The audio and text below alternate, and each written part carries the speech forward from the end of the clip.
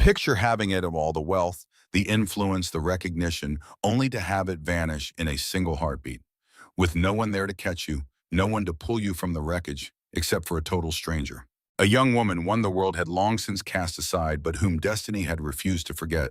Before we dive in, please take a moment to subscribe and activate that notification bell, because the story you're about to witness is one of resilience, of deep sorrow, and features a twist that is guaranteed to catch you off guard. The highway stretched out to the horizon under a blazing afternoon sun, with waves of heat rising from the asphalt in shimmering curtains.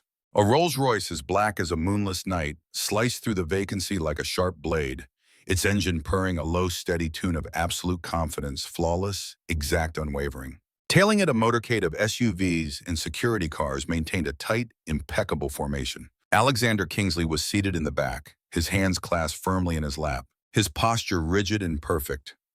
Even in the blistering heat, not a single drop of sweat would dare to touch his skin. He was a man who thrived on control, and control required nothing less than perfection. "Sir, the next service station is 5 kilometers ahead," the driver mentioned, his eyes catching Alexander's in the rearview mirror. His tone was measured, respectful, with an undercurrent of nervousness. Alexander allowed the silence to stretch. He simply stared forward, his piercing blue eyes hidden behind a pair of dark sunglasses. His lack of response was a calculated move, a statement of power. Finally, he spoke, his voice low and sharp, like the edge of new steel. "Fuel is inconsequential. I do not tolerate unscheduled stops. I do not tolerate delays. Every single second matters. Any moment not accounted for is a moment wasted. Is that clear?" The driver's grip on the steering wheel tightened, his knuckles turning white. The barest hint of a smile played on Alexander's lips. It was more predatory than it was pleasant. "Good, you are learning. Machines follow instructions. People are unpredictable. Never forget that distinction. It's why my trust in this Rolls is greater than my trust in any man in this convoy. My engineers are exceptional. A machine you see is incapable of error. It does not waver. Humans do." From the seat beside him, his assistant, a young woman named Elaine, shifted in discomfort. "Sir, I've just received a communication from the board. They have concerns regarding the launch tomorrow. They indicated they require a final confirmation on—" Alexander raised his hand, cutting her off mid-sentence. "Elaine, people will always have concerns. It is their function to worry. It is my function to accomplish what they believe to be impossible. You worry far too much. You must learn to trust the system. Trust in what is flawless. Trust in what is incapable of a lie." Elaine swallowed hard and gave a slight nod. She had learned from painful experience that when Alexander used that particular tone, any form of argument was futile. Not that anyone would ever have the courage. The road ahead was a barren stretch with no other vehicles in sight, save for a distant truck that was little more than a tiny, insignificant speck.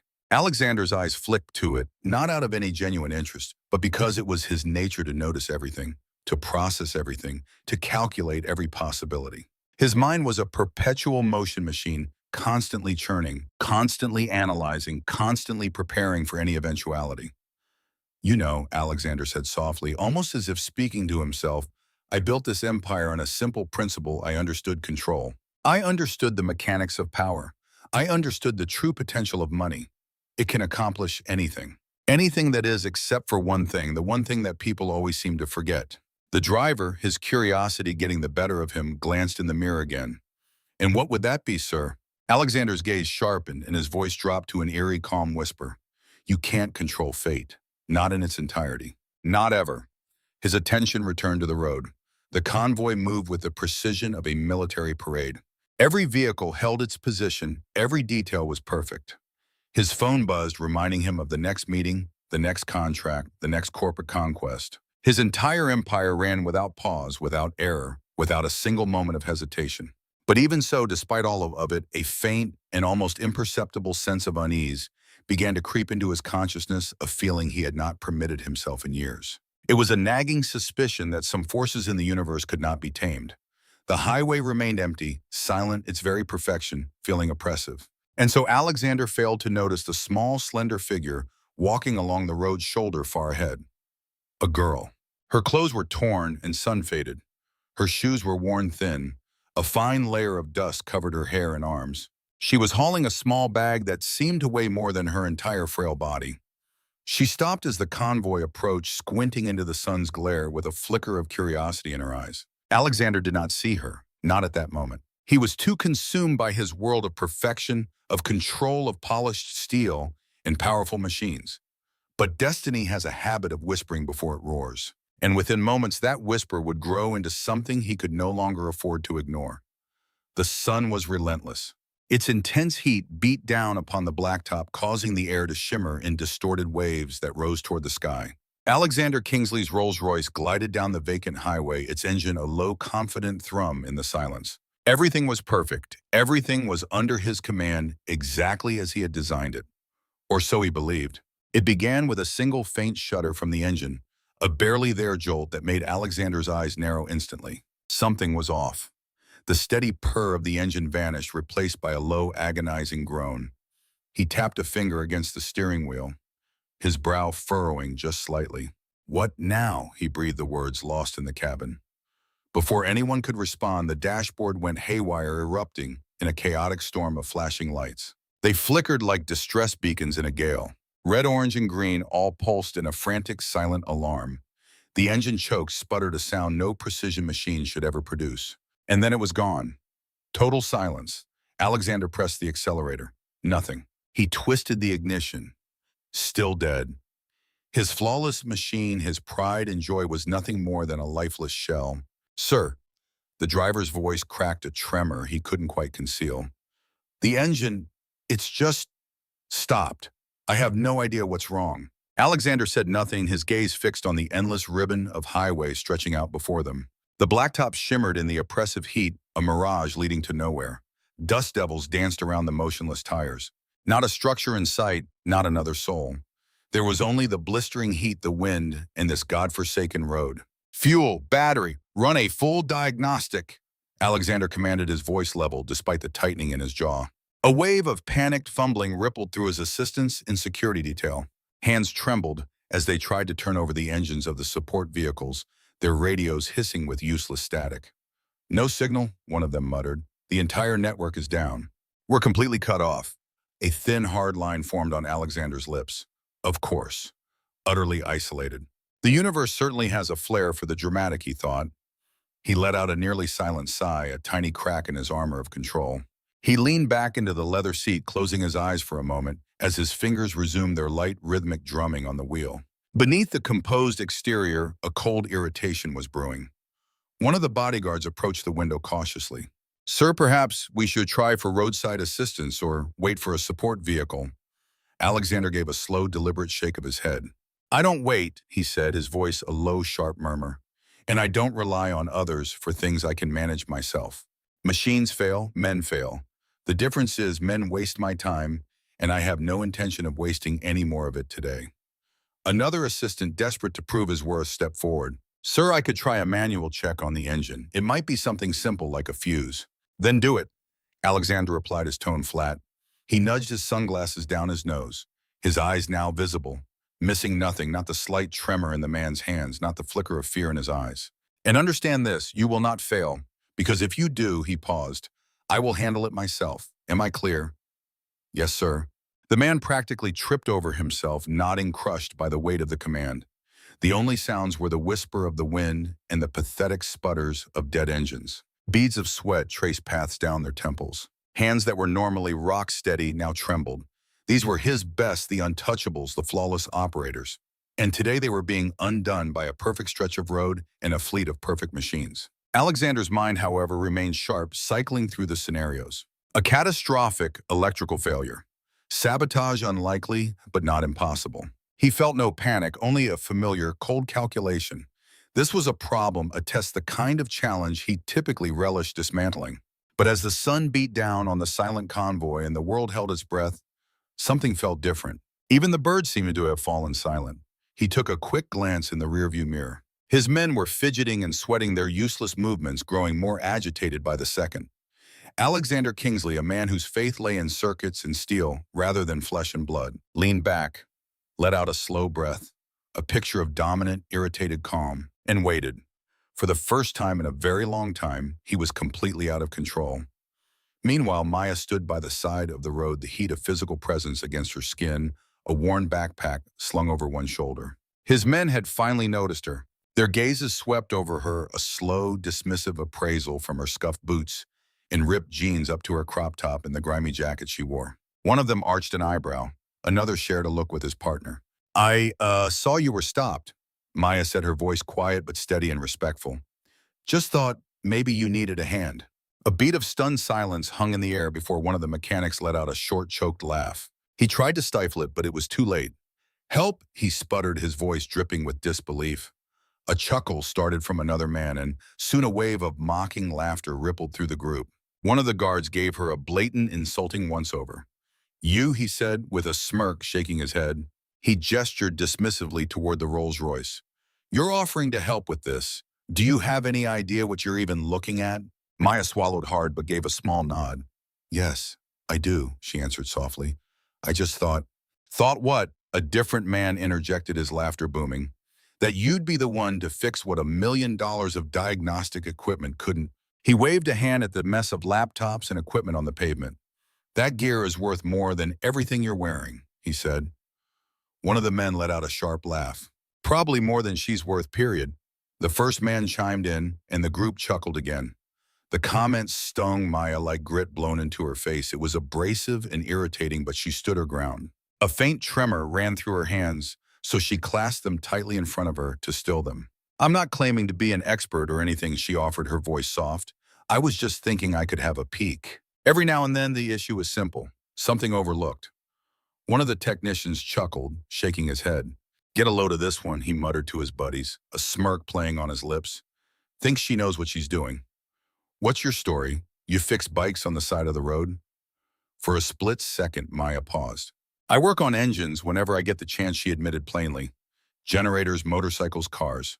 And with that, Alexander Kingsley finally pivoted to face her. He'd been observing the exchange in silence, his arms crossed over his chest and his sunglasses masking his eyes. The edge of his mouth curled upward, but it wasn't a smile. It was a cold, calculated smirk. Looking entertained, he closed the distance between them, halting just before he reached her. He had an overwhelming, commanding air about him. Tilting his head, he examined her like some strange little specimen. So let me get this straight, he began, his tone perfectly level. His voice was slick and self-assured, laced with a hint of incredulity. My team, educated at the finest schools on the planet, can't get this engine running. He made a lazy motion toward the Rolls-Royce. And you think you can? Maya's eyes met his for a heartbeat before she respectfully looked down. I believe it's worth a shot, she replied. Alexander exhaled a quiet puff of air that was almost a laugh. And what exactly could some girl from the gutter possibly figure out that my professionals missed? The question hung in the air, thick with condescension. This time the men's laughter was louder, more boisterous. One of them muttered a comment about her worn-out clothes. Another just shook his head in plain disbelief. A flush crept up Maya's neck, the heat born not of the sun, but of humiliation, the sting of being so thoroughly judged and cast aside. Her grip on her backpack strap became a white-knuckled clench.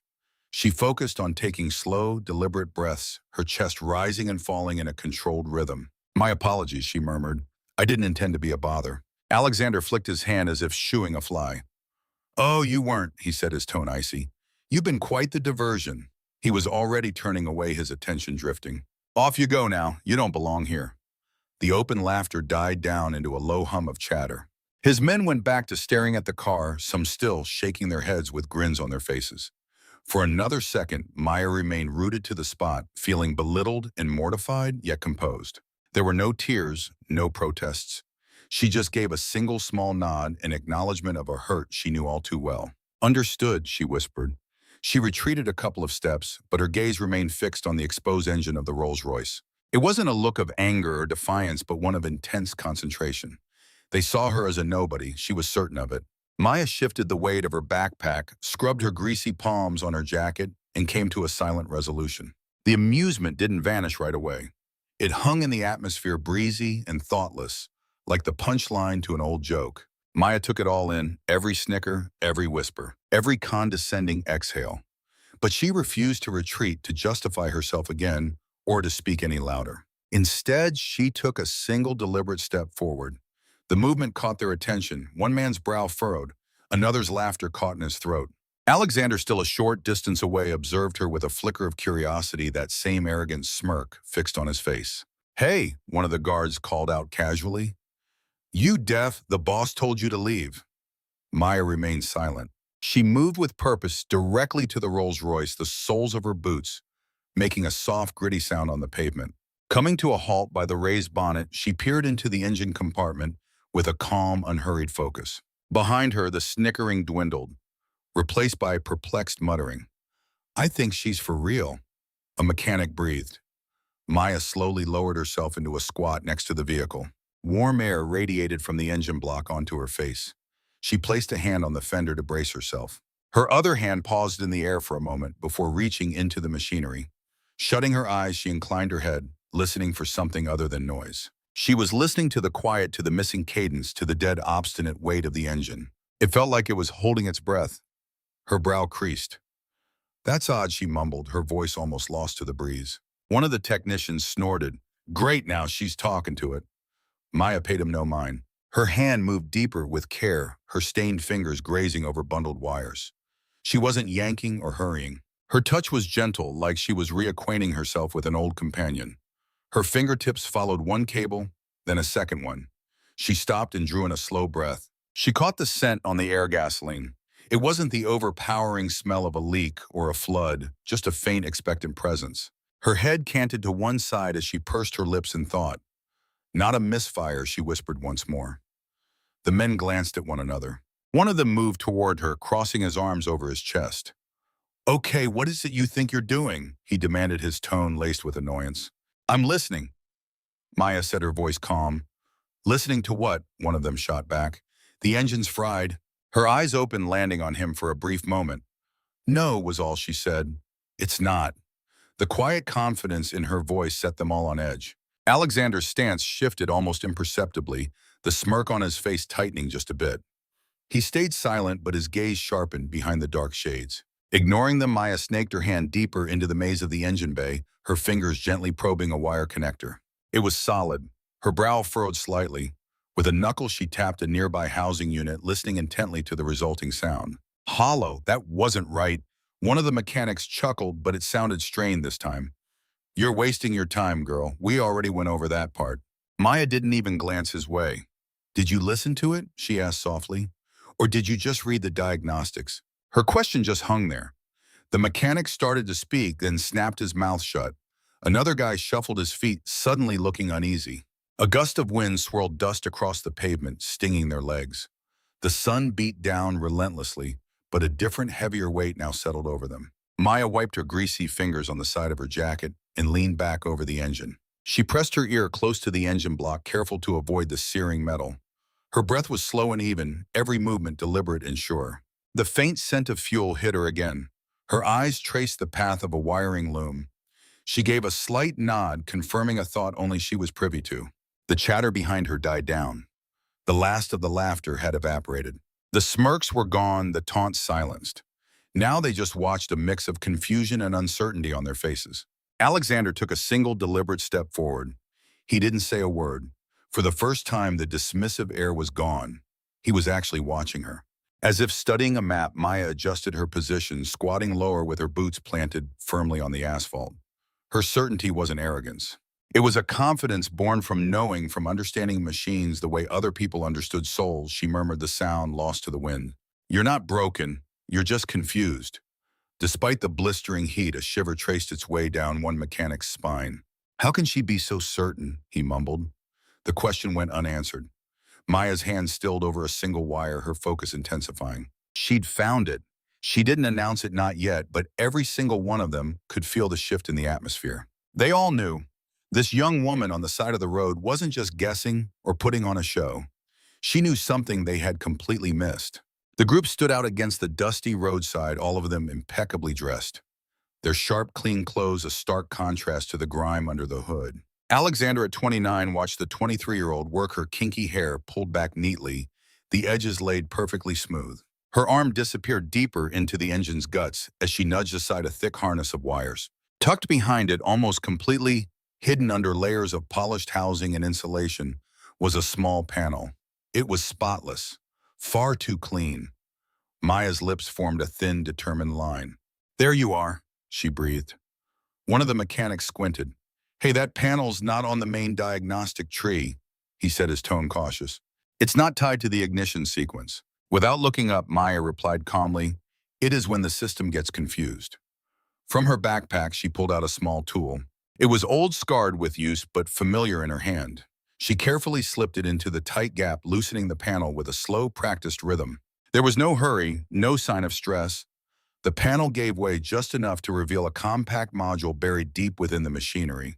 A ripple of murmurs went through the onlookers.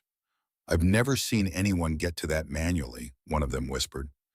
Maya just leaned in closer. She examined the module for a second before reaching in and gently popping loose a tiny connector. The click it made was faint but sharp. She paused for 1 second, then 2. Closing her eyes, she counted silently before snapping the connector firmly back into place. A perfect connection. She wiped her hands on her jacket again, rising slowly to her feet, dust now clinging to her jeans. For the first time since she'd started, she turned to face them all. Her expression was perfectly composed. Try it now, was all she said. The men looked at each other, hesitating. One glanced at Alexander, who remained silent, just giving a single slow nod. The driver slid behind the wheel of the Rolls-Royce, his hands trembling slightly as he twisted the key in the ignition. For a split second, there was only silence. Then the engine thundered to life. Not a sputter, not a weak cough. It was a deep, powerful roar that shattered the stillness of the highway. The Rolls-Royce hummed its engine, purring with a smooth confidence, as if nothing had ever been wrong. The sound bounced off the empty landscape and then faded. The silence wasn't from the barrier team. It was from the people. No one said a word. Nobody moved. Jaws were slack. A wrench slipped from someone's grasp and clanged against the pavement. One mechanic staggered back a step, just shaking his head. No way, he whispered. Another one just muttered under his breath.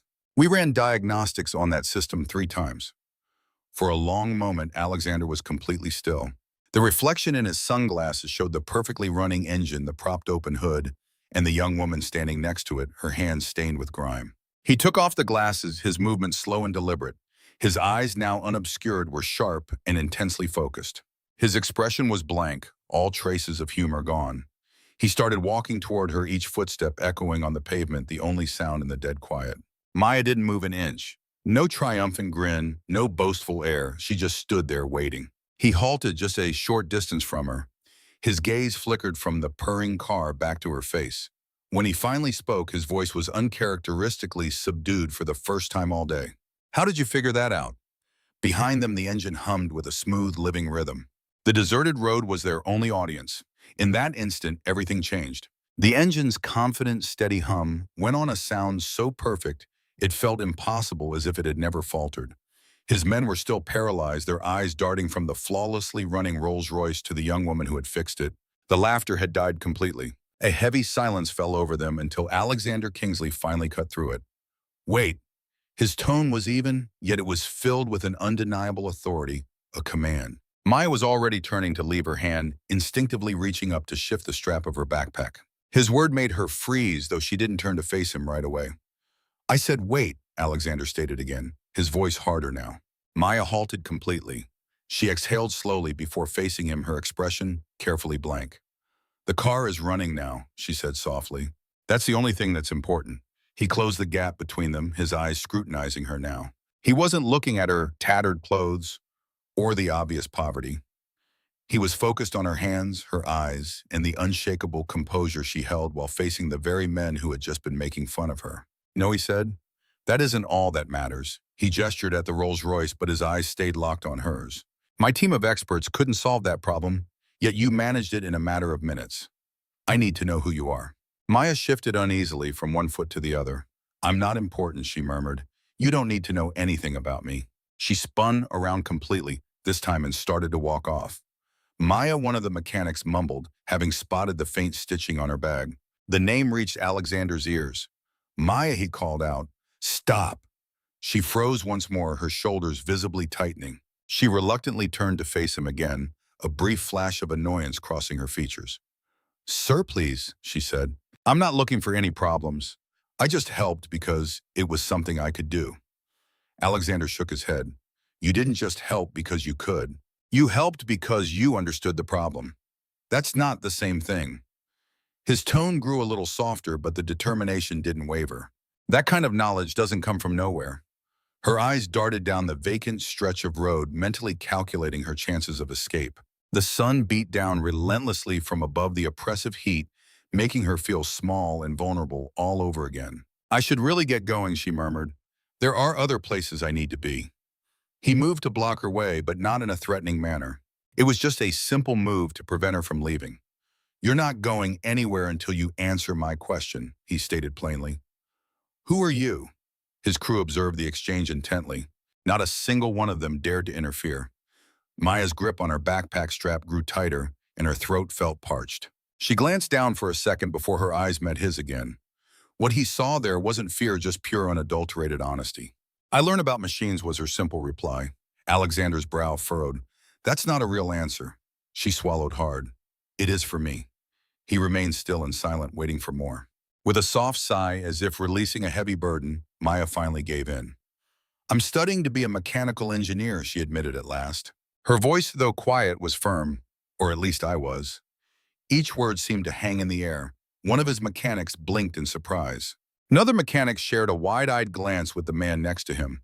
The annoyance on Alexander's face vanished, replaced by a sudden, keen interest. You're a student, he inquired.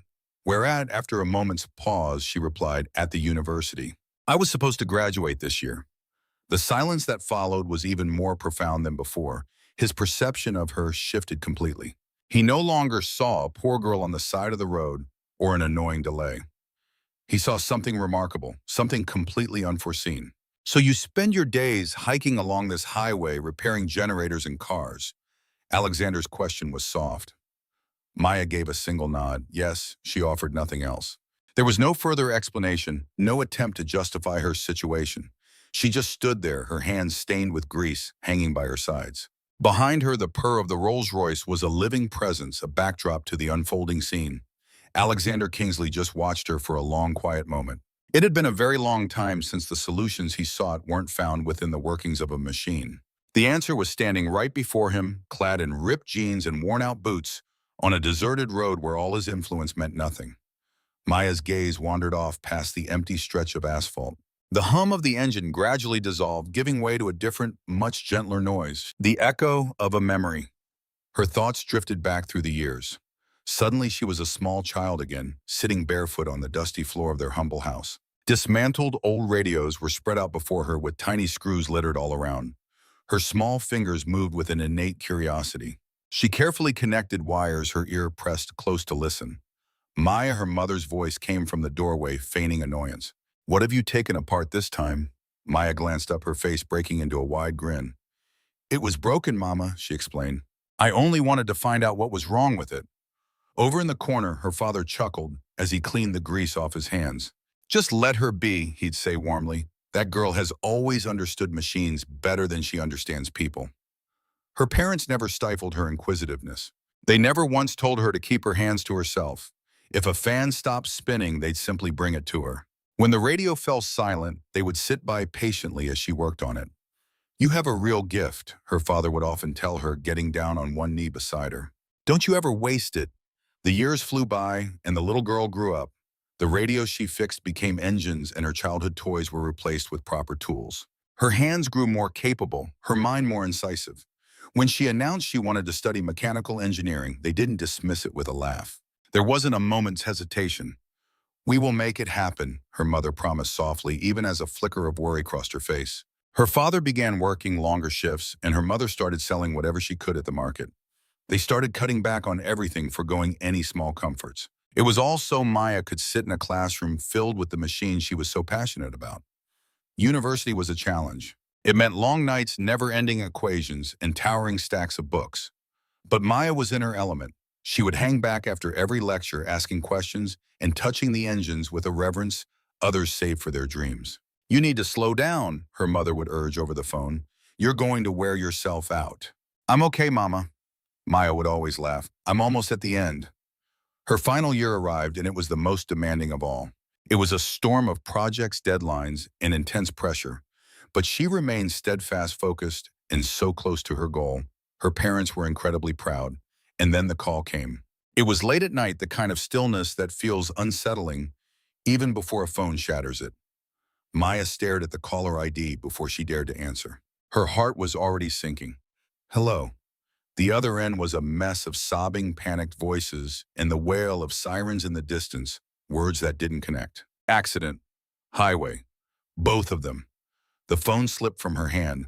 Her knees gave out beneath her as the room began to spin and the air vanished from her lungs. She didn't make it to the hospital in time. There were only white sheets, still figures, and hands that would never move again. There were voices that would never speak her name again. Mama, she whispered.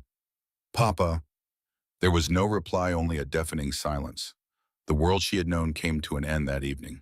All the sacrifices, the unconditional love, the future they were building together, it was all erased in a single instant. Maya stood there completely frozen in that moment, the crushing weight of it all bearing down on her chest. Her passion hadn't died, but the very foundation that supported it had been violently ripped away. The long road back to the present was waiting for her. After the burial, the world proved to be just as cruel and quiet as before. It didn't slow down for Maya's grief. The sun rose on schedule. Bills continued to arrive. Life demanded things from her that she simply couldn't give. She went back to her tiny room near campus with swollen eyes and a hollow feeling inside. Her textbooks were still on her desk. Her project notes were still spread out. Her final exams were so close, yet they felt impossibly far away. She sat on her bed one night, just gazing at her phone as she scrolled through old texts from her parents. "We will figure it out," her mother had texted just weeks before the crash. "Don't stress about the tuition." But now there was nobody left to figure anything out. The payment deadline arrived without a sound. It offered no warning and showed no mercy. Maya walked to the administration office, her paperwork clutched in her hand. The hallway had that sterile smell of paper and floor polish. Students hurried past her, laughing, complaining about tests, and chatting about their graduation outfits. She knocked softly on the door and went inside. "Good morning," she said in a low voice. The woman at the counter barely glanced up. "Name Maya," she replied. "Mechanical engineering, final year."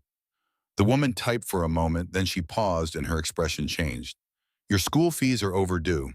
"I know," Maya said, her voice trembling just a bit. "My parents passed away not long ago. I just need a little more time. I can get a job. I'll pay it." The woman let out a sigh, finally looking her in the eye. "I'm sorry, but rules are rules," she said. "You're well past the grace period." "But I'm so close," Maya whispered. "All my projects are finished. I've taken most of my exams." "My apologies," the woman responded, already reaching for a document. "You've been withdrawn from the program until the outstanding balance has been settled." The word felt like a punch. Withdrawn. Not postponed, not on hold. Simply removed. Maya walked out of the office in a daze. The hallway now felt longer, the air much heavier. She slumped down on the steps outside the building, dropping her backpack on the ground and hugging her books tightly to her chest. Around her campus, life buzzed on with graduation posters displayed proudly on the walls. She lowered her head and cried, making sure to be quiet enough not to bother anyone. Days melted into weeks and weeks turned into months. The tuition fees went unpaid. The university's doors were closed to her, but hunger doesn't wait for you to be ready. Rent doesn't wait. Life doesn't wait. Maya started selling her textbooks one after another. Next went her old phone. Then it was anything else that might fetch a little cash. When that wasn't enough to get by, she turned to the only thing she knew how to do. She fixed things. It started with something small, a neighbor's generator that wouldn't start.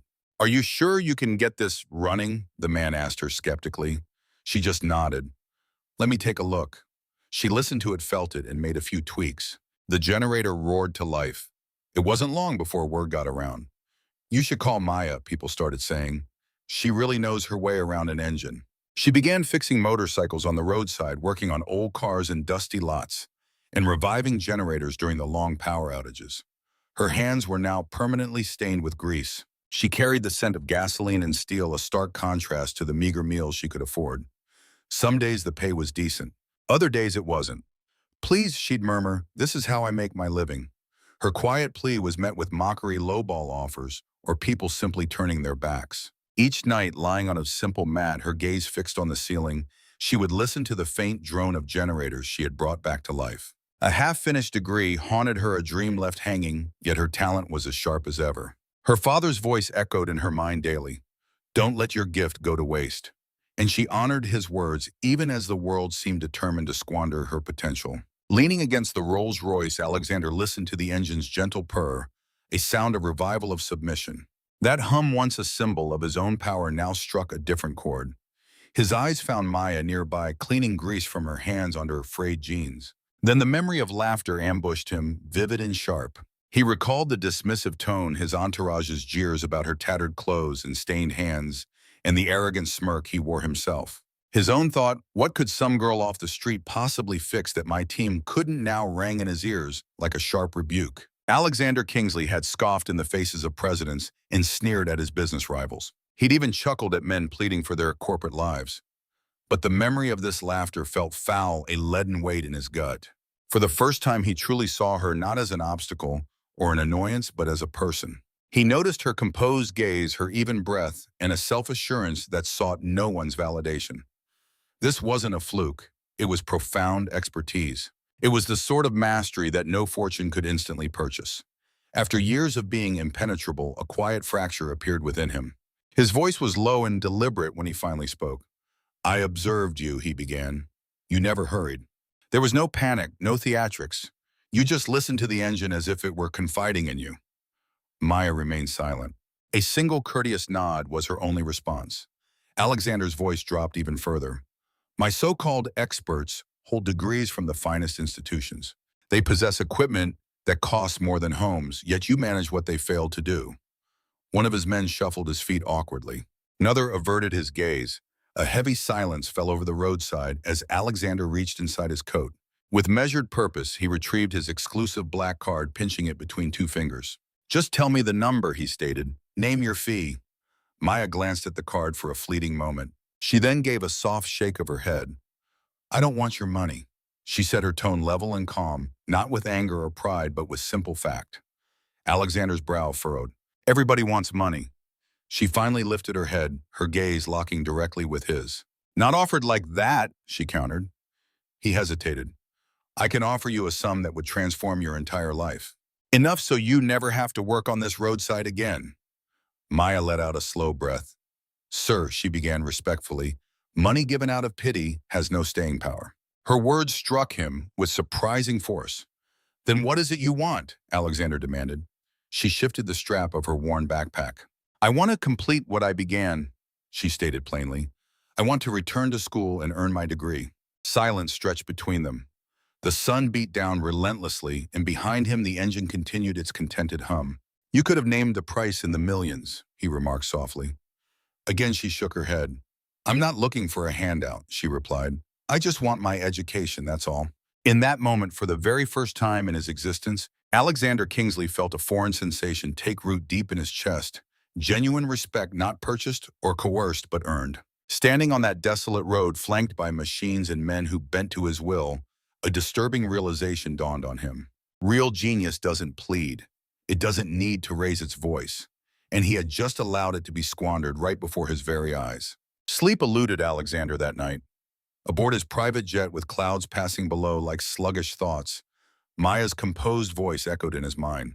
It wasn't her appearance or her poverty that stuck with him, but her quiet confidence, the fluid motion of her hands, and the manner in which she addressed the machine as if in conversation.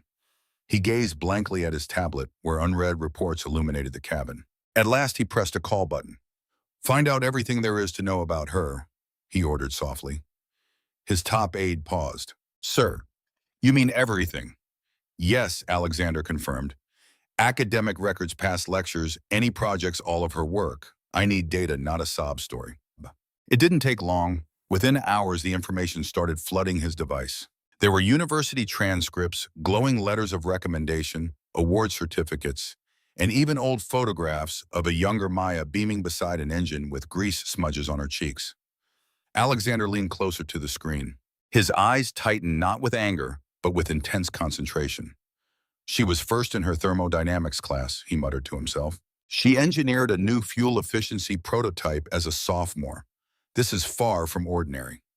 Another document loaded. "Sir," his aide interjected gently, "her professors universally labeled her as exceptional.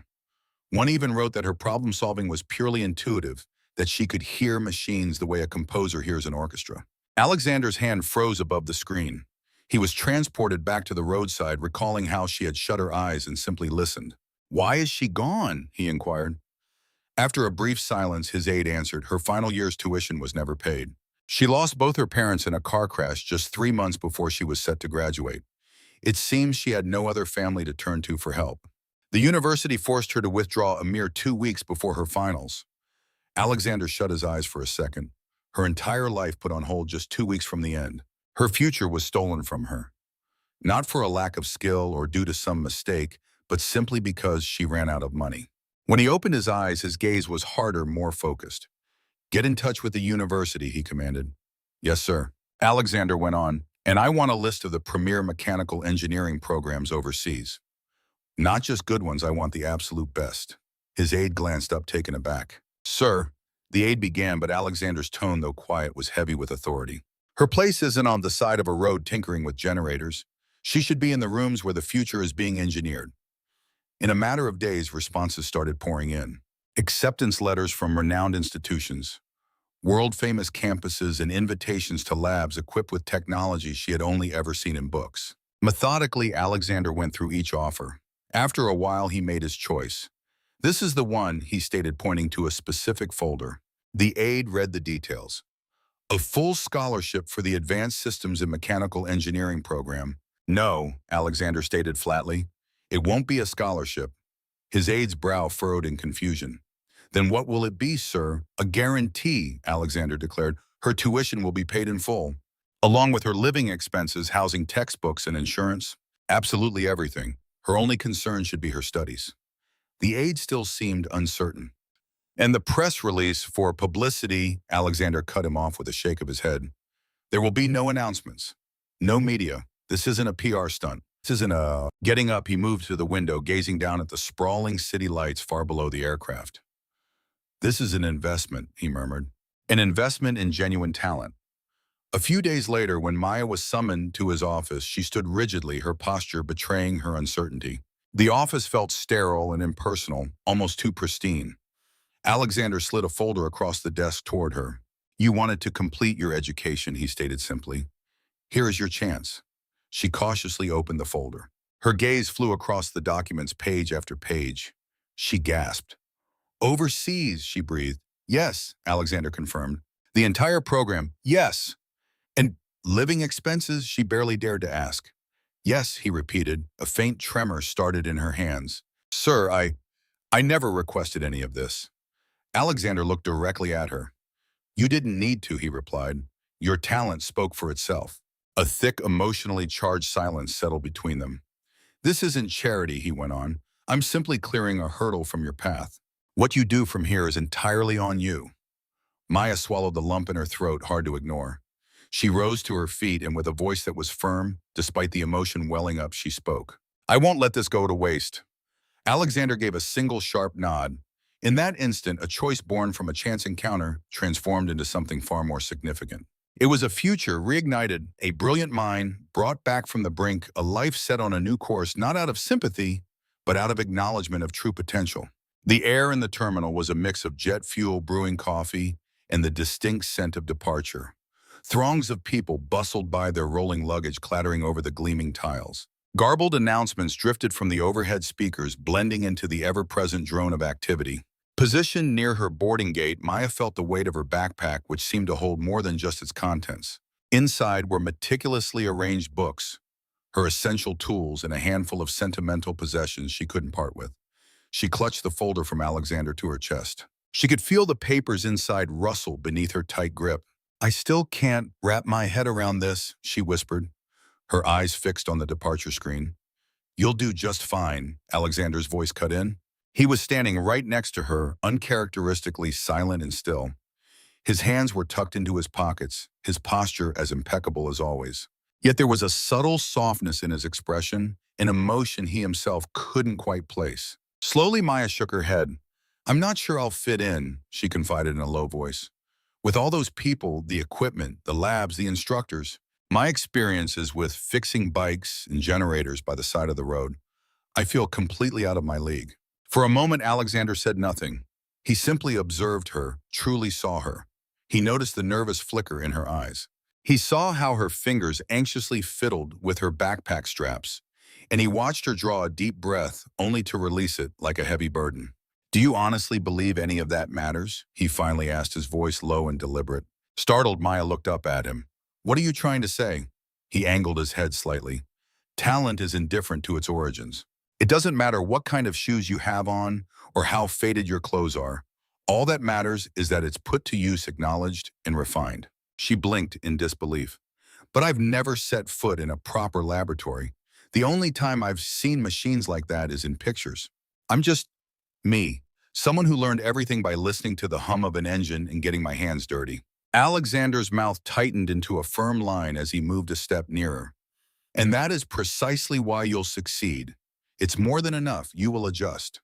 You'll pick things up quicker than the rest of them. All you've ever needed was the opportunity." Maya let out a long, slow breath. A touch of the tension left her shoulders, yet a shadow of doubt remained in her eyes. "Thank you," she breathed so quietly he almost missed it. Alexander acknowledged her with a nod. A heavy silence fell between them after that. The bustling world seemed to dissolve, leaving just the two of them as the airport's constant hum faded to a distant drone. And then the boarding call crackled over the speakers. Her flight was being called. She went rigid, her grip on her backpack straps becoming a white-knuckled clench. "This is my cue," she murmured. "It is," Alexander affirmed. Maya didn't move. She looked back at him, seemingly torn about what to say next, or if she could even make herself walk away. "Sir, for everything. For putting your faith in me, for seeing something in me. I have no idea how I can ever repay you." A faint, rare, and almost intimate smile touched Alexander's lips. "Repayment isn't necessary," he told her. "Just make the most of this opportunity. That will be more than enough." Her eyes began to shine with unshed tears. She took one step and then another, glancing back at him over her shoulder. He gave a slight, firm nod. That single steady gesture appeared to give her the resolve she needed. She stepped onto the moving walkway, beginning her slow glide toward the gate. Alexander stood and watched as the crowd seemed to instinctively move around her. The sounds of the terminal, the rattle of suitcases, the murmur of far-off conversations, the disembodied announcements, all melted into an indistinct background hum. She stopped one last time, turned back, and their gazes locked. For a fleeting second, it felt as if time itself had paused. Something unfamiliar stirred deep within him, a pressure in his chest, a kind of weight he'd never known, a peculiar ache that was entirely separate from business influence or command. He couldn't quite grasp it yet, not entirely, but it made him aware. Aware that her very being, her gift, her quiet fortitude had altered something inside of him. Something he couldn't put a name to. Something whose significance was still a mystery. The doors to the jet bridge slid shut behind her. In a moment, she had vanished from sight. Alexander stood perfectly still, hands tucked in his pockets, his posture impeccable. The din of the airport rushed back in, throngs of people pushed past, the announcements droned on. Travelers bustled by. But he remained rooted to the spot for another moment, staring at the empty space she had just occupied, sensing that his life had fundamentally shifted in a way he couldn't yet articulate.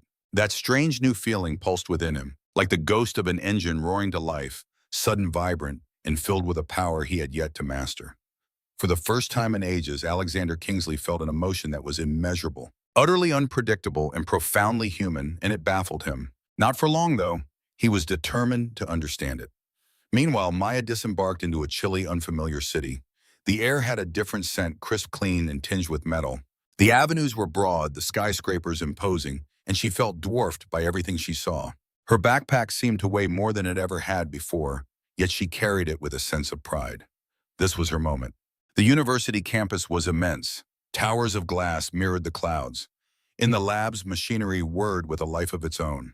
Students rushed past her, armed with laptops, notebooks, and a quiet self-assurance she'd never felt in her own skin. The initial days were a blur. She found herself in vast lecture halls, taking notes at a frantic pace just to keep up. The professors spoke rapidly, their lectures peppered with jargon she had only ever encountered in books. She could feel her fingers itching, desperate to get to work and prove her worth, but she was drained by the relentless speed of it all. Her dorm was a tiny, bare-bones room with a single bed, a desk, and a lamp, plus a window that offered a view of the sprawling city. She would sit there alone at night, her textbooks splayed open tables covered in diagrams and complex equations. "This is so much harder than I ever imagined," she'd whisper into the silence. The assignments began to stack up. The lab work required absolute precision. Every calculation had to be perfect. The machines had to yield to her touch. But there were times her hands trembled, times her focus wavered. And then there were the other students. Some were intrigued by her, a few were kind, but others were outright dismissive. "You're way out of your league," one of her classmates sneered during a lab. "Do you even have a clue what you're doing?" Maya's jaw tightened as she fought to swallow her pride. "I can do this," she said under her breath, turning back to her workstation. She meticulously adjusted the wiring, her hands surprisingly steady despite the fresh sting of humiliation. On another occasion, a professor challenged her approach. "This is highly unconventional," he noted with a deep frown. "What is your reasoning for wiring the circuits in this manner?" I, I had a theory it would be more efficient." Maya explained, her voice nervous but resolute. "I've analyzed the system thoroughly. I've run simulations on each component." The professor just sighed and shook his head. "We shall see." There were moments she felt the crushing weight of everyone's scrutiny. Doubt would settle in her chest like a cold, heavy stone. She was so far from everything she knew. So far from the tiny town where she was raised, far from her family and completely on her own. The late nights were the hardest. By herself in the lab with only the hum of equipment and blinking LEDs for company. Sometimes the thought of quitting was overwhelming. "Maybe I'm not cut out for this," she would whisper to the empty space. "Maybe they were all right about me. Maybe I should just pack my bags and go home." But in those moments, her mind would drift back to that dusty roadside. She could almost feel the oppressive heat, taste the grit, and hear the sound of that Rolls-Royce engine refusing to turn over. She recalled the men's mocking laughter and the focused silence in which she'd listened to the motor, tracing the wires with her fingers and inhaling the scent of gasoline. She remembered the exact instant she felt the machine's heartbeat. That was the moment she knew with absolute certainty what needed to be done. Her hands tightened into fists as her heart began to race. "No," she declared out loud, her voice firmer. "No. I will not quit. Giving up isn't an option. Not today, not ever. I have a purpose to fulfill. I was given a gift, and I'm going to prove its worth." With renewed resolve, Maya pushed herself even harder. She was the last one to leave the lab each night. In the solitude of her dorm room, she devoured textbooks. She meticulously practiced with circuits on spare boards. She put engines through their paces, drafted new systems, and filled notebooks with her findings. Days bled into weeks, and weeks stretched into months. Bit by bit, she evolved. She started speaking to her professors with a newfound confidence. Her problem-solving abilities became sharper and quicker. Her hands regained their certainty, becoming as steady as they had been that day with the Rolls-Royce.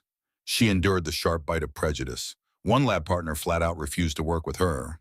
Another student made fun of her accent. Even some professors questioned her competence, yet she persisted. She battled her own inner demons. There were days her experiments would fail spectacularly. There were days when complex equations seemed like an unsolvable puzzle. On some nights, she would stifle her sobs in her pillow. She fought against a profound sense of isolation. She yearned for her home, for her parents, for the familiar dusty roads, and for the simple comforts of a family she knew she would never hold again. Still, she pressed on.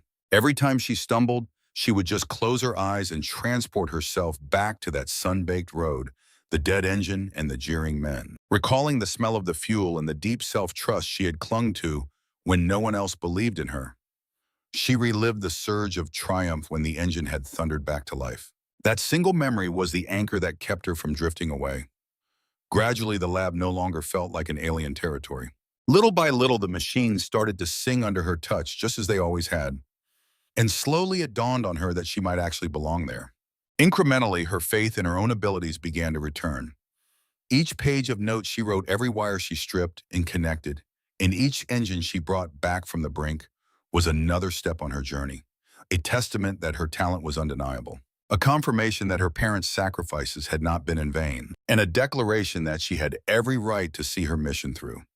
As the semesters rolled by, Maya transformed not just in her expertise, but in her self-assurance, her resilience, and her unwavering drive. The doubt didn't vanish completely.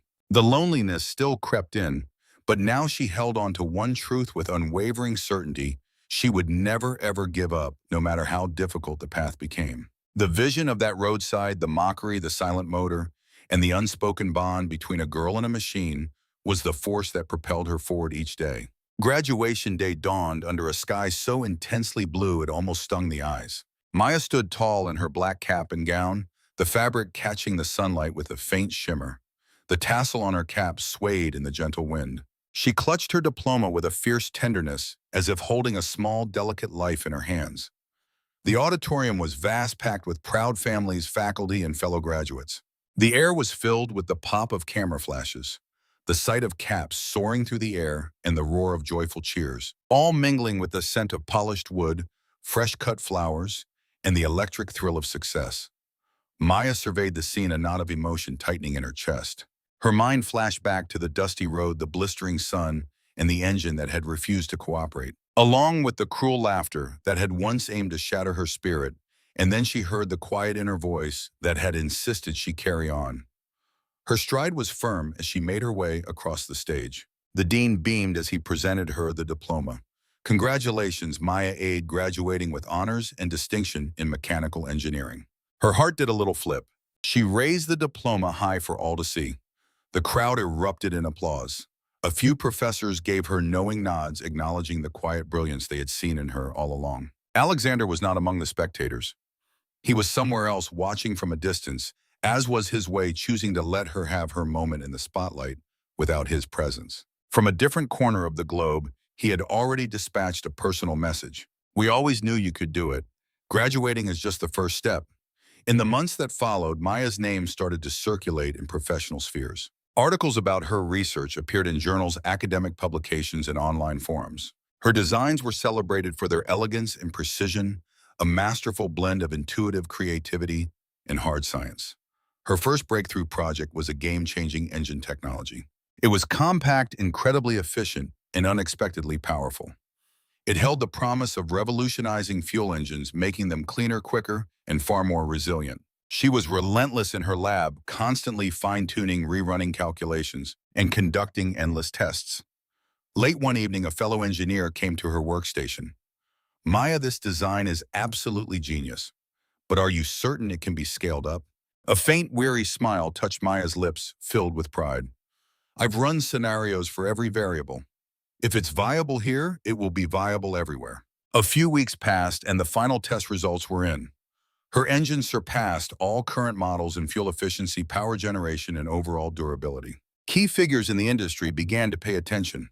Her name started to become a headline in technical journals. Maya Aide, the brilliant young engineer who was reshaping modern engine design. Her inbox was flooded with inquiries from global summits, invitations for keynote speeches, and proposals for joint ventures. Every single message served as a powerful reminder of the long road she'd traveled, from a dusty highway shoulder and overdue school fees to leaving behind the timid girl who was once mocked for her worn-out clothes and grease-stained hands. She had climbed to the very top of her field, an engineer who commanded respect and admiration, celebrated for a genius forged from sheer will, deep passion, and uncanny instinct. But even with all her success, she held on to the lesson learned under a blazing sun next to that stalled Rolls-Royce. She knew that real talent had nothing to do with money, background, or looks. It simply required an opportunity, unwavering patience, and a bit of nerve. Her name had become a statement.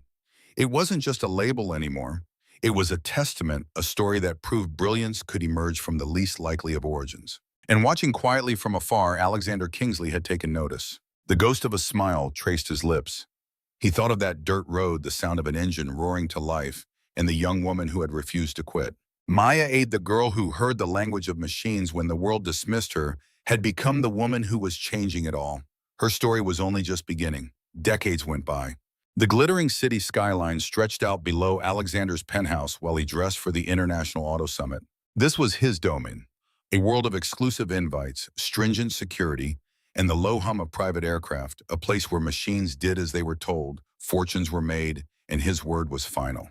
But even here, surrounded by polished marble and chandeliers that scattered light like tiny brilliant pistons, something felt off. It was a feeling he couldn't quite put his finger on. The summit auditorium was immense.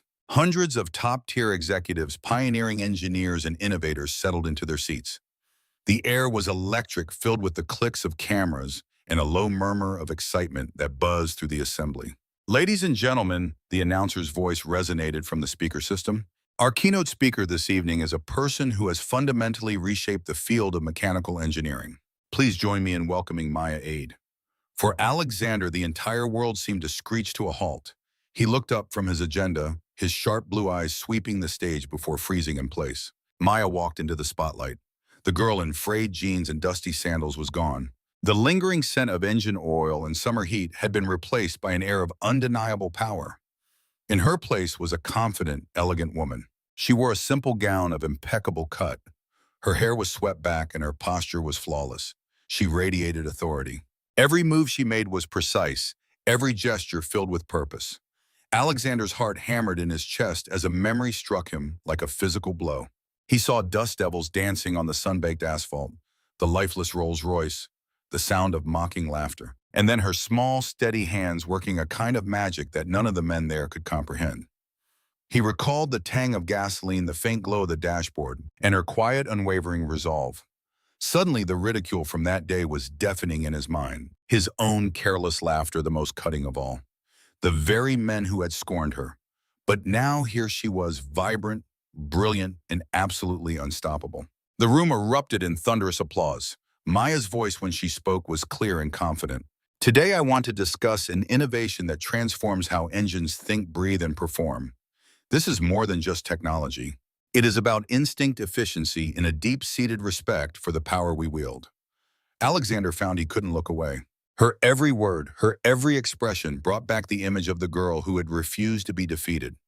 The one who believed in herself when no one else would. After the final round of applause, the summit broke and the attendees began to mingle. Alexander found himself almost unconsciously navigating the crowd heading straight for her. His mind was quiet, filled only with those memories that refused to dim with time. He reached her just as she was stepping down from the platform, holding her notes with the effortless grace of someone who commanded the space around her. "Maya," he said, his voice soft, almost tentative. She turned and her eyes met his, a brief flash of recognition. Well, what a surprise. A small, polite smile formed on her lips. "Alexander Kingsley," she stated calmly. "I wasn't aware you'd be attending." He managed a faint smile, a complicated mix of pride, nostalgia, and an emotion he couldn't name. "I never imagined I'd see you in a place like this," he confessed. They stepped away from the flow of people, finding a quiet corner where they could speak privately. The ambient chatter of the room faded into a dull roar. The bright, flashing lights seemed a world away. I owe you my thanks," Maya said, her voice steady with authority, but underscored by a hint of warmth. "For giving me a shot all those years ago, for trusting me." Alexander took a moment to really look at her. Every detail of her face, every controlled movement, was a reminder of the girl on the roadside who had listened to an engine, ignored the jeers, and trusted her own instincts. "I didn't trust you," he admitted with unflinching honesty. "At first I laughed along with them. I just didn't see it." He paused, searching. "You proved me wrong more profoundly than anyone in my entire life." Maya pressed her lips together, fighting back either a smile or a flood of memories. He wasn't sure which it was. "I just wanted to see the job through," she said. "That's all it was." Alexander shook his head slowly. "No, that wasn't just a job. That was everything. It was pure brilliance. That was courage." He cut himself off, knowing it wasn't the right time to voice certain thoughts. A thick silence settled between them, charged with meaning and a palpable energy. The space was crowded with ghosts. Memories of a sun-scorched road, swirling dust, and a broken-down car. The air was thick with everything they weren't saying. "I'll never forget that day." Alexander finally spoke. "The stalled Rolls-Royce, the breakdown, how composed you were. The way you never lost your cool even while we were all making fun of you." A faint smile touched Maya's lips. "I remember it too. The jeers, the blistering heat, and then the sound of the engine roaring back to life. In that moment, I knew I was capable of more." Alexander gave a slow nod. "You've done so much more. You've become someone truly remarkable." They stood in silence, two individuals linked by a shared past, a mutual talent, and a strange unvoiced connection. Her eyes were filled with thankfulness, his with a quiet strain. And beneath it all, an indefinable feeling was quietly awakening between them, just waiting. For the very first time, Alexander Kingsley felt a loss of his usual command over the situation. He had no idea what the future held. All he was sure of was that the young woman he'd once underestimated had completely upended his world. And standing there in that secluded spot at the summit, the world seemed transformed, more expansive, more vibrant, both perilous and beautiful. A new chapter had just started. Alexander moved at a deliberate pace down the gleaming glass hallways of his corporate headquarters. Every surface, the buffed floors, the chrome handrails, the advanced equipment, humming in the labs beneath, shone under the intense lighting. But none of it registered. Nothing around him could soothe the turmoil churning within him. He'd run into her again at the summit. Maya poised brilliant a force of nature. The same young woman who had gotten his Rolls-Royce running again on the side of the road. The one who had shattered all his preconceived notions about talent. Now he couldn't get her out of his mind, but his thoughts were a tangled mess of uncertainty. The chasm between them in age, experience, and status loomed large. Alexander Kingsley was a man accustomed to being in charge, to wielding influence, and to having his orders followed without a second thought. But here was a woman who was completely outside his sphere, one who refused to conform to it. And for once, he found himself hesitating, unsure. What if she turned him down? What if she only ever saw him as a patron? Someone casually dispensing opportunities like spare change. He couldn't take her feelings for granted, but the very idea of losing her, of never getting the chance to truly know her, ate away at him. At the same time, Maya was lost in her own element, tucked away in the university lab where she'd poured years into refining her engine prototypes. Her work table was a chaotic spread of notes completely covered with drawings of her newest design. Though machinery hummed to life at her touch, her thoughts were miles away. Alexander, she had faith in him. She felt a deep sense of gratitude for the chance he had provided her all those years back. Yet trust and thankfulness were not the same as love. Not yet. She needed to be certain of his intentions, to be sure his interest was genuine and not just a form of repayment. Her mind went back to the stalled Rolls-Royce, the oppressive heat, the mocking laughter, and the powerful feeling of the engine coming alive beneath her fingers. And she recalled the way he had watched her, not with ridicule or amusement, but with a sharp, analytical gaze, taking in every detail. But the situation was entirely different now. She had built a career. She had a future that she had scrapped and struggled to build, and she wasn't about to let anyone, not even him, hand her an easy way forward. So when Alexander appeared in her lab, she met his gaze with composure despite her heart pounding. "Maya," he began, his tone soft and deliberate, "I have a proposal for you. I'd like you to join my company, to head up our new research and development division. You'd be given complete backing, limitless resources, whatever you require. You could revolutionize the industry faster than anyone else." Maya placed her pencil on the table, leaning back in her chair. She held his gaze steadily, her composed expression a mask for the storm of feelings inside her. "I appreciate the offer," she responded deliberately, "but I'm not willing to accept any special favors. My position wasn't just handed to me. I earned it through hard work, continuous learning, and by constantly challenging myself." Alexander was taken aback, blinking in surprise. He had anticipated some reluctance, maybe a negotiation, but not this unwavering resolve. "You don't understand," he said, his voice dropping to an almost pleading tone. "I'm offering you unparalleled resources, an opportunity to take your innovations worldwide. You would want for nothing. Why would you turn that down?" Maya's expression softened just a fraction, but her determination remained solid. "Because my accomplishments need to be my own. I need to earn my place the same way as everyone else. I am grateful for the chances you gave me, but I can't let my career be dictated by a sense of obligation." A sudden pang struck him. It wasn't anger or frustration, but a much weightier emotion. It was respect. Profound respect. The young woman who had repaired his car was gone. In her place stood a woman forging her own path, one who refused to let him or anyone else define her. "I understand," he said at last. His tone was heavy with a quiet sense of admiration and another feeling he hadn't let himself acknowledge until now. "You're completely dedicated to your work and your values." "I am," Maya affirmed. "And Alexander, I'm truly thankful for you." "That's true, but I'm not a pawn in your game, and my career won't be built on favors."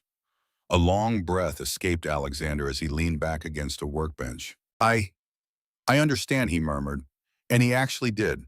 For the first time, he wasn't looking at a project he'd helped, or someone to be managed with money and connections, but a woman who was entirely her own person, brilliant, driven, and absolutely unbreakable.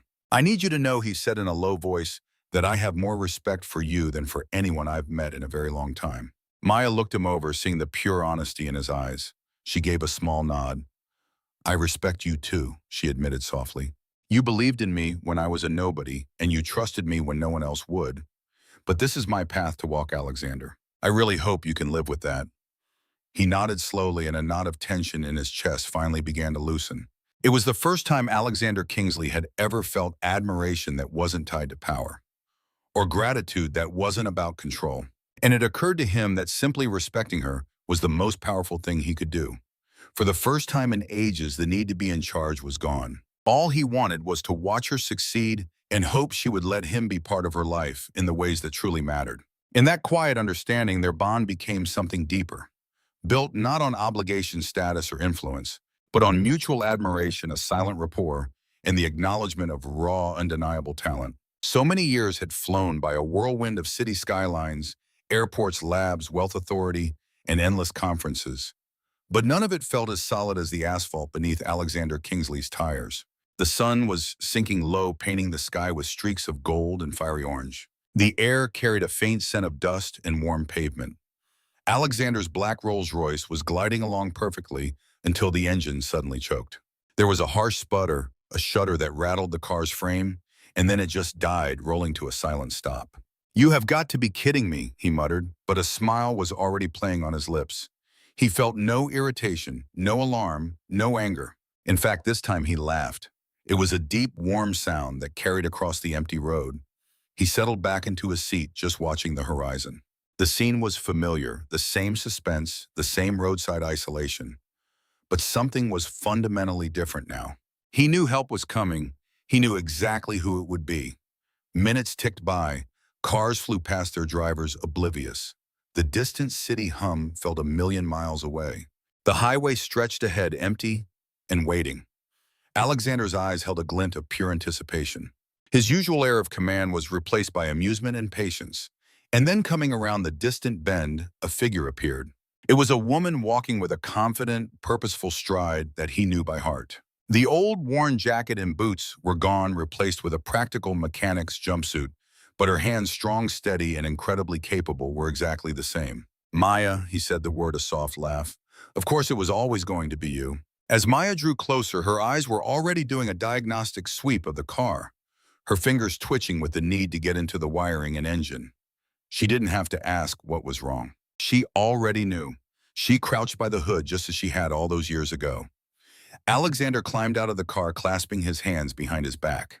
He watched her as she worked the setting sun, catching the light in her hair, the breeze whipping small strands across her face. He felt that same sense of awe from the first time they met, only now it was deeper, more powerful. The minutes stretched on. A flash of sparks, a panel popped open, and her fingers moved with precision, connecting wires, making adjustments. A quiet energy buzzed in the air, and just like that, the engine roared back to life. It sounded vibrant, strong, and utterly alive. Maya looked up, a satisfied smile on her face. "She's all yours," she said simply, wiping her hands clean. Alexander laughed again, the sound filled with pure joy, relief, and an emotion he had long kept locked away.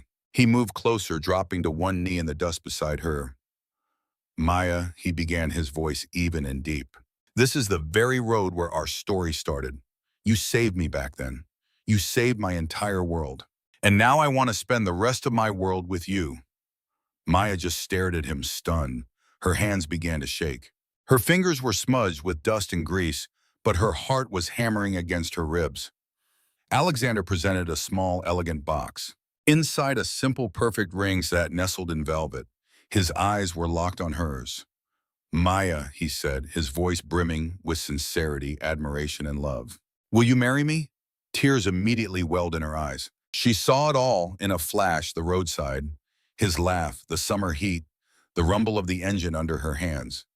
She thought of the girl she was and the woman she'd become, and she knew that this man, Alexander, had always seen her for exactly who she was. Yes, she whispered a single word that held years of emotion and struggle, victory and love. A broad smile spread across Alexander's face as he slid the ring onto her finger. He pulled her into his arms, and for a moment the world vanished, the city, the labs, the conferences. All that was left was the dust, the sun, the thrum of the engine, and the two of them. The Rolls-Royce gleamed beside them, the same car that had launched their journey, now a testament to fate, trust, and the love that had grown from a chance encounter. Alexander pulled back just enough to rest his forehead against hers. "The very same road," he whispered. And so their forever began just as it always had. A faint smile graced Maya's lips as she swept a stray lock of hair from her eyes, a gesture reminiscent of that first day. Forever, she whispered back the word hanging in the air. They were standing on a stretch of road so similar to where their lives first connected, a place where chance and connection had woven their threads together again. Behind them, the engine of the car hummed a quiet tune. As the sun dipped below the horizon, it felt as though time itself had paused just for them. Destiny had brought them back to this point, and this time they wouldn't let it slip away. The afternoon light was bright, yet it bathed everything in a soft, gentle radiance. Sunlight streamed into the intimate garden, making the white blossoms dance in the subtle breeze. Nearby, the Rolls-Royce that started their whole story rested silently. Its paint was polished to a mirror shine, a quiet observer of the long and winding road their lives had taken since that first encounter. Their wedding was an understated affair. There were no grand chandeliers or extravagant shows of fortune. It was a day free from arrogance and scorn, filled instead with pure affection and deep admiration. It was simply about two souls who had fought against the world, their circumstances, and their own doubts to finally choose one another. Alexander waited at the altar, his black suit impeccably cut but devoid of any ostentation. His gaze was serene and unwavering, reflecting a deep admiration and a love that had quietly blossomed over time. It was a love nurtured through patience, through years of observing, understanding, and respecting her. Maya approached him with a graceful, unhurried pace, her gown a picture of understated elegance. Its design was defined by clean lines and soft fabric, with just a hint of shimmer that caught the afternoon light. Her hair was styled back softly, revealing a face that glowed with confidence and serenity. She moved without a hint of arrogance or conceit. She was simply a woman who had overcome every fear, doubt, and obstacle to fully embrace who she was meant to be. The sight of her approaching made his breath hitch. In her, he still saw the young woman who had repaired his car on that desolate road. Yet she was now immeasurably stronger, wiser, and more beautiful for it all. A gentle smile touched her lips, and he mirrored it instantly. He gave a slight bow, a gesture of reverence for the incredible journey they had shared. "I love you," he murmured, "and I love you." Maya answered, her voice even as she gently touched his cheek. "I always have. Thank you for believing in me, for trusting me, and for waiting." The service proceeded with a serene dignity. Their friends, family, and colleagues observed in quiet admiration. This wasn't a demonstration of power or riches. It was simply the union of two hearts finally in harmony and free to be one. After they exchanged their vows, Maya then turned to address a small gathering of young engineering students who were special guests from the university where she worked. She spoke with a voice that was both firm and compassionate, her presence naturally commanding the attention of everyone there. "Don't you ever let a single person convince you that you're out of place," she said, her eyes scanning the crowd of bright young faces. "It doesn't matter if the odds feel insurmountable or if people mock your dreams. It doesn't matter what the world throws at you. You hold the power to get back up, to create, to repair, and to innovate. Trust in yourselves and never ever quit." The students were completely captivated, listening intently. Some of them nodded in agreement, while others discreetly wiped tears away. Her journey from being the girl everyone doubted and ridiculed had transformed into a powerful example of resilience, bravery, and intellect. Alexander watched from her side, his hand gently clasped in hers. His look wasn't one of ownership or pride. It was pure awe, profound respect, and a love that needed no words. As the sun finally began to dip out of sight, washing the sky in hues of soft gold and pink, a final thought crystallized in Alexander's mind. It was a truth that felt as if whispered by fate itself. The woman they all underestimated had repaired more than just an automobile. She had mended a broken man. Hand in hand, they walked toward the car, where their story began, stepping into a future they had fought for and won together. Life had certainly put them through their paces. Their destiny had been in a trial by fire, but their shared love, respect, and courage had been their guide. And now, for the very first time, Alexander and Maya exchanged a smile completely free of fear or artifice. They knew they had finally reached their destination, and it wasn't just the altar. They had arrived home in the place where they both truly belonged. Model